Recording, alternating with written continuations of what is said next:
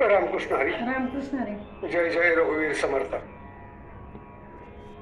शुका सारिके पूर्ण वैराग्य जाचे, वशिष्ठा परिणान योगेश्वराचे, कवी वाल्मिका सारिका मान्य ऐसा, नमस्कार माझा सद्गुरु रामदासा.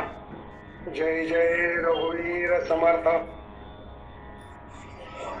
मनाचे श्लोक. श्लोक क्रमांक 74. बहुतापरी संकटे साधनाची, पुरते दान उद्यापन ते धनाची, दिनाचा दयाळू मणी आठवावा, प्रभाते मणी रामचिंतित जावा.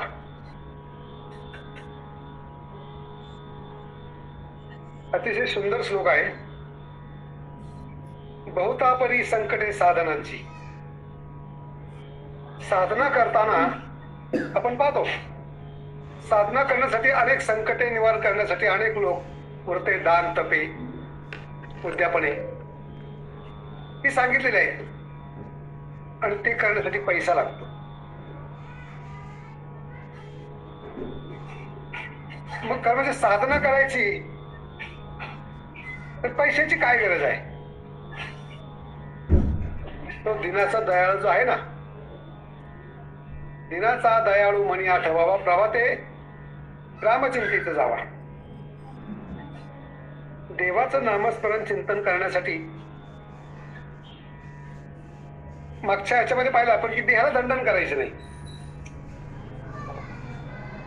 आणि बहुतापरे संकटे साधनांची. साधना करायची असेल तर त्याच्यासाठी कुठलं संकट नाही पडलं पाहिजे. काय झालेले परमार्थामध्ये माणसांना आहे ना, असमाधानी काय त्याचा आपण विचार करत नाही. म्हणजे काय होतंय, परमार्थिक माणसं समाधानी असावा, पण परमार्थिक माणसंच असमाधानी जास्त आहेत असं दिसतंय. काय की साधना बरोबर आहे, साधना करणारा बिघडलाय.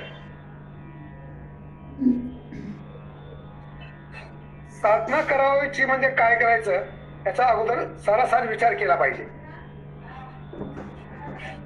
कुठली साधना भगवंतापर्यंत घेऊन जाईल.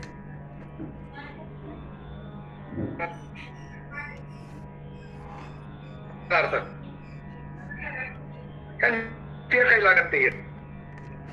साधनेसाठी काय लागतं? भगवंताला अर्पण करण्यासाठी आपलं शुद्ध चित्त लागतं. शुद्ध चित्त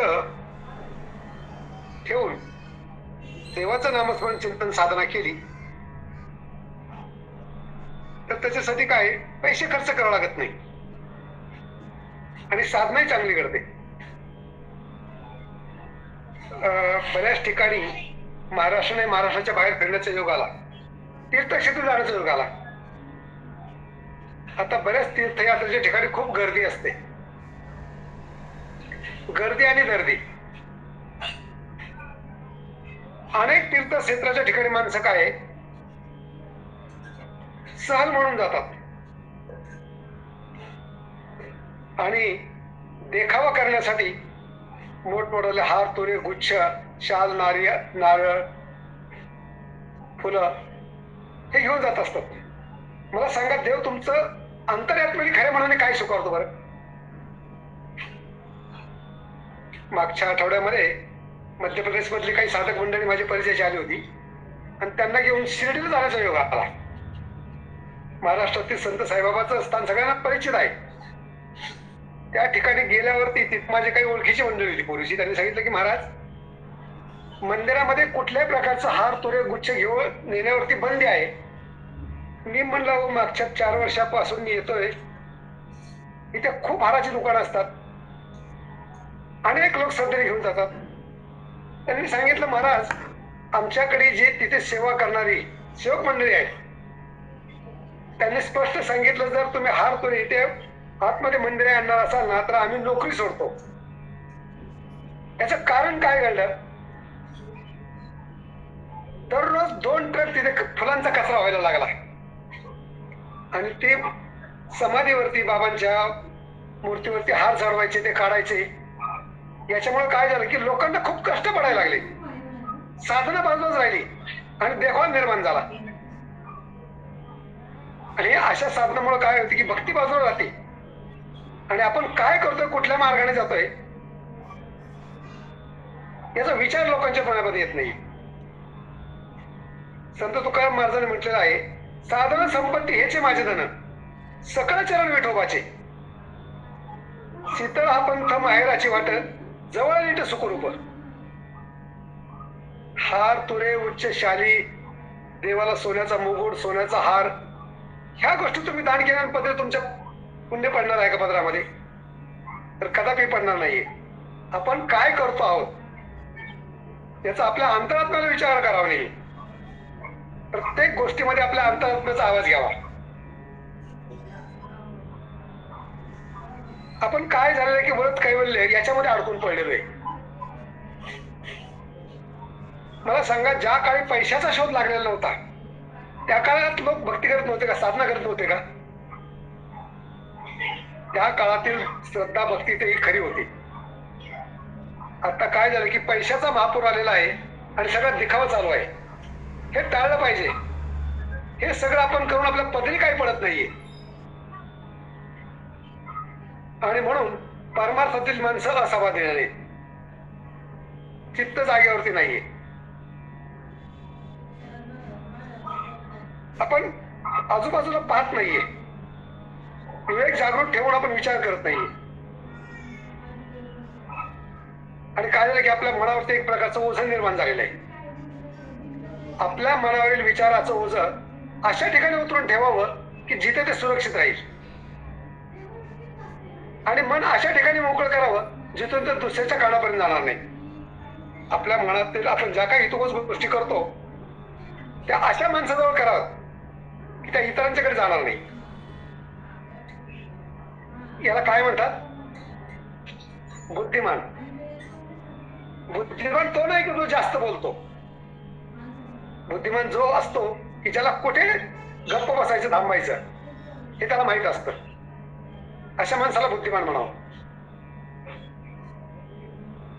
कधी कधी काय होतं, काही गोष्टी आपल्याला समजून घ्याव्या लागतात.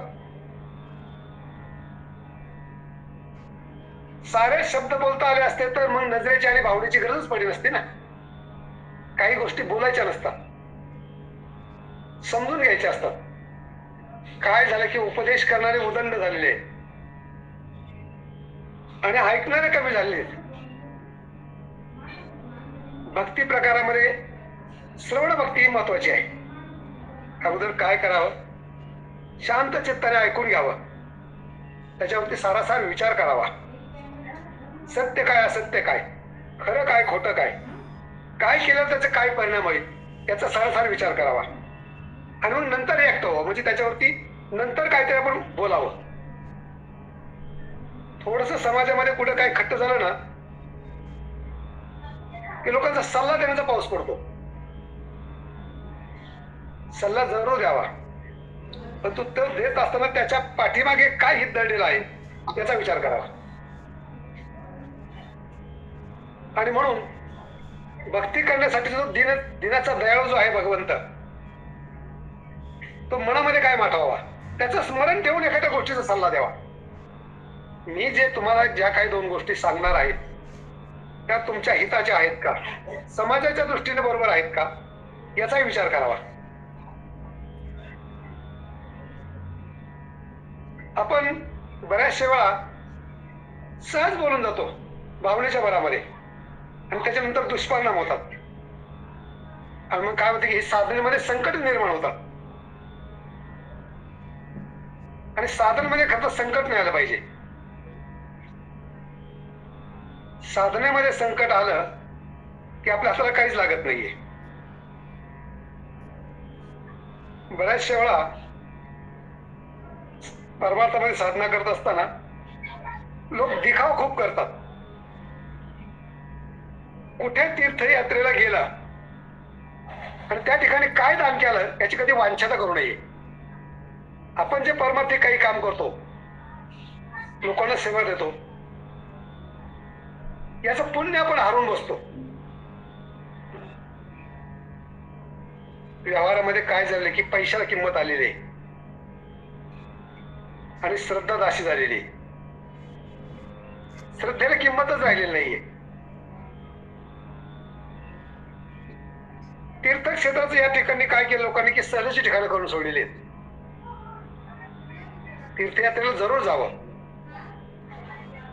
माणसं फक्त शरीराने जातात, मनाने तीर्थयात्रेला जात नाही. चिंतन काय करतात? बऱ्याचशा वेळेस अनेक तीर्थक्षेत्राच्या जाण्याच्या प्रसंगाला आणि तिथे जे लोक येतात त्याला आपण भाविक म्हणूया. तीर्थक्षेत्राच्या ठिकाणी येणाऱ्या सगळ्यांना आपण भाविक म्हणूया. त्यांची कधी चर्चा ऐकावा, ते काय म्हणतात. सगळ्या पारमार्थिक ज्या गप्पा असतात ना त्या सोडून दिले असतात आणि प्रापंचिक गप्पा असतात. पैसे खर्च करून आपण आलेलो आहे. बसने आला असाल, कार घेऊन आला असाल, कुणी ट्रेनने आलेला असेल, याला थोडेफार कष्ट दिलेले असतील आणि आपण काय करतो तीर्थक्षेत्राच्या ठिकाणी दर्शनासाठी होतो. तीर्थक्षेत्राला जरूर जावं, परंतु ते तीर्थक्षेत्र आहे त्या ठिकाणी आपल्या मनामध्ये काय विचार पाहिजे, आपण कशासाठी तीर्थक्षेत्राला गेलो आहोत. बऱ्याचशा लोकांना लौकिकासाठी तीर्थक्षेत्री जातात. मी तीर्थक्षेत्राला गेलो हे कधीच सांगण्याच्या गोष्टी नसतात. अनेक तीर्थक्षेत्राच्या ठिकाणी गेल्यानंतर काय अनुभूती येतात, पण आपली साधना तशी पाहिजे. अनेक साधू संतांनी तीर्थयात्रा केल्या. संत नामदेव महाराज आणि संत ज्ञानेश्वर महाराज तीर्थयात्रा करत असताना औंढा नागनाथ या ठिकाणी आली आणि त्या ठिकाणी ते भजन करू लागले. संतांच्या भजनाची काय ताकद होती. हिरविले देवळे जगा माझी ख्याती. आपल्या भजनामध्ये तेवढी ताकद आहे का? आपल्या भजनाने आपल्याला तो तिथे जो पुजारी असतो ना तो मूर्ती समोर 2 मिनिटं थांबून सुद्धा देत नाही, कारण त्याने आपली श्रद्धा भक्ती काय पाहिलेलं असतं. म्हणून काय केलं पाहिजे आपण तीर्थयात्रेला जाताना, आपण तीर्थयात्रेला जात आहोत याचं भान ठेवलं पाहिजे. मी मागे एकदा सांगितलं की नाही खर्चली कवडी दमडी, नाही वेचली दाम, बाई मी विकत घेतला श्याम. देवाला विकत घेण्यासाठी कवडी दमडी खर्च करावा लागत नाही. जन्मभरीच्या श्वासा इतके वेचिले हरिनाम, हेच पाहिजे देवाला. याच्यापेक्षा वेगळं काय पाहिजे हो. किती नारळ फोडले आणि किती मोठा हार चढवला, म्हणजे तुमची श्रद्धा भक्ती फार मोठी असं वाटतं का? ह्या सगळ्या नश्वर गोष्टी तुम्ही देवाला काही देऊ शकत नाही. देवाला देण्यासाठी तुमच्याकडे फक्त शुद्ध अंतकरण पाहिजे, तुमचा भाव पाहिजे. शुद्ध भाव आणि अंतकरण जर तुम्ही समर्पण केलं ना, भक्ती करा म्हणजे काय? भगवंताला काही क्षण तुम्ही ते आपल्या हृदयामध्ये आठवा. संत ज्या मार्गाने गेले त्या मार्गाचा अवलंब करा. आणि रात्रंदिवस तुम्हाला टाळ घेऊन भजन करायची गरज नाहीये. तुम्ही क्षणभर जरी आठवलं त्या चित्तामध्ये भगवंताला, तर त्याला समजता येईल की माझा जो भक्त आहे तो माझी कमीत कमी 1 वेळा तरी आठवण काढतोय. पण तो कसे काढतोय की तो त्याचं प्रपंचामध्ये सगळ्या गोष्टी विसरून तो मला आठवतोय. निश्चित तुमचं कर्ज भगवंत झाल्याशिवाय राहणार नाही. चिंतनामध्ये बोलण्यासारखं खूप काही आहे, म्हणजे आणि माणसाच्या समोर शक्यतो कमी बोलावं.